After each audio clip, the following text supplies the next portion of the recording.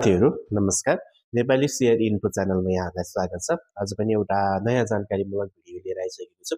Video अन्तिमसम्म चाहिँ हेरेर साथ दिनु होला। आजको हाम्रो भिडियो चाहिँ सिटिभिटीसँग सम्बन्धित रहेको छ। तपाईले यस च्यानलमा सिटिभिटीसँग सम्बन्धित विभिन्न भिडियोहरू चाहिँ प्राप्त गर्दै आउनु भएको थियो। आज पनि सिटिभिटीसँगै सम्बन्धित भिडियो लिएर आएको छु। भिडियो अन्तिमसम्म चाहिँ हेर्नु होला। आजको हाम्रो भिडियो चाहिँ केही कलेजहरुले चाहिँ यो प्रमाणपत्र नर्सिङ तर्फको चाहिँ केही सिटहरू खाली रहेको चाहिँ सूचना प्रकाशित गरेको छ।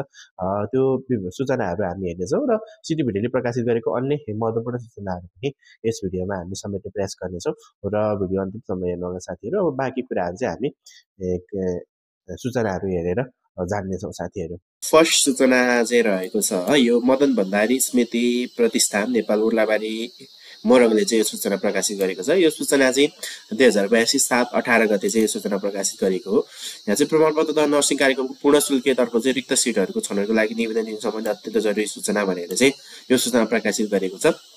र सूचनामा के भनेको छ भन्दाखेरि प्राविधिक शिक्षा तथा व्यवसाय तालिम परिषदको चाहिँ परीक्षा नियन्त्रण कार्यालयको शान्ति भक्तपुरको चाहिँ मिति 2082 4 5 गतेको प्रकाशित सूचना अनुसार चाहिँ मिति 2082 5 20 गतेसम्म चाहिँ यस शिक्षालयमा चाहिँ पूर्ण शुल्के तर्फ चाहिँ प्रमाणपत्र तथा नर्सिङ कार्यक्रममा कोशी प्रदेश कार्यालयले मुख्य उम्मेदवारको रूपमा छनौट गरी भर्नाका लागि सिफारिस गरेको उम्मेदवार भर्ना गरी रिक्त रहेको सिटहरूमा चाहिँ सार्वजनिक सूचना प्रकाशित गरी सम्पूर्ण सिटहरूमा नियमानुसार भर्ना भइसकेको अवस्थामा नियमित अध्यापन कार्य सञ्चालन गर्ने समयमा केही परीक्षार्थीहरू अध्ययन निरन्तरता दिन नसक्ने भएकाले भर्ना रद्द गरी शुल्क फिर्ता माग गरेको हुँदा सो कोटामा पुनः परीक्षार्थी भर्नाका गर्नुपर्ने भएकाले सम्बन्धित कार्यक्रमको वैकल्पिक योग्यता क्रमको सूचीमा रहेका उम्मेदवारहरूले चाहिँ पहिलो प्राथमिकता पाउने गरी चाहिँ देशभरिका योग्यता क्रमको सूचीमा रहेका उम्मेदवारहरूले चाहिँ यो सूचना प्रकाशित भएको मितिले 5 दिनभित्र चाहिँ तपाईहरूले नियतपूर्वक निवेदन दिनुहुन अनुरोध छ भनेको छ।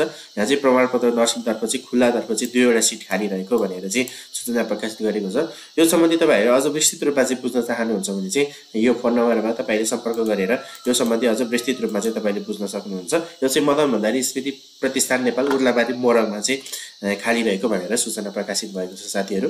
र अर्को रहेको छ यो झापातिर लाइफलाइन हस्पिटल प्रणालीमा पनि खाली रहेको भनेर चाहिँ भनिएको छ।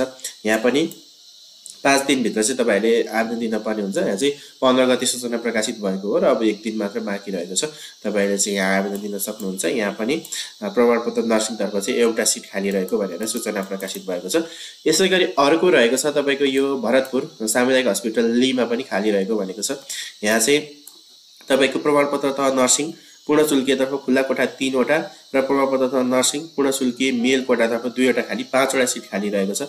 यहाँ तपाईले चाहिँ आवेदन दिन सक्नुहुन्छ 5 दिनभित्रमा। यो चाहिँ 17 गते प्रकाशित सूचना हो र यहाँ चाहिँ तपाईले 5 दिनभित्रमा चाहिँ तपाईले आवेदन दिएर यहाँ चाहिँ पढ्न सक्नुहुनेछ। र विस्तृत जानकारीको लागि तपाईले यहाँ यो सम्पर्क नम्बर पनि रहेको छ। सम्पर्क नम्बरमा फोन गरेर तपाईले अझ विस्तृत रूपमा चाहिँ यस सम्बन्धीको जानकारी लिन सक्नुहुन्छ।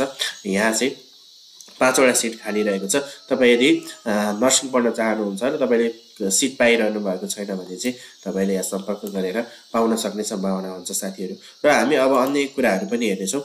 र तपाईले कार्तिक 18 गते चाहिँ यो सुदूरपश्चिम प्रदेशको चाहिँ यो डिप्लोमा प्रमाणपत्र तथा वर्गीकृत निशुल्क छात्रवृत्तितर्फ सम्पूर्ण कार्यक्रमका रिक्त कोटाका लागि कट अफ सूचीबाट योग्यता क्रम अनुसार चाहिँ नतिजा प्रकाशन गरेको सम्बन्धी अत्यन्त जरुरी सूचना भनेर 18 गते प्रकाशित गरेको छ। तपाईले हेर्नु भयो कि हेर्नु भएन?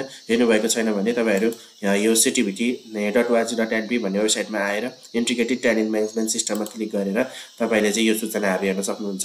र यहाँ चाहिँ यो कट अफबाट चाहिँ यसरी चाहिँ एकजनाको जस्तै यो सुदूरपश्चिममा चाहिँ एनिमल साइन्सतर्फ चाहिँ यहाँ एकजनाको नाम आएको छ। यसरी यो कट अफबाट चाहिँ यो सिफारिस भएको छ हैन।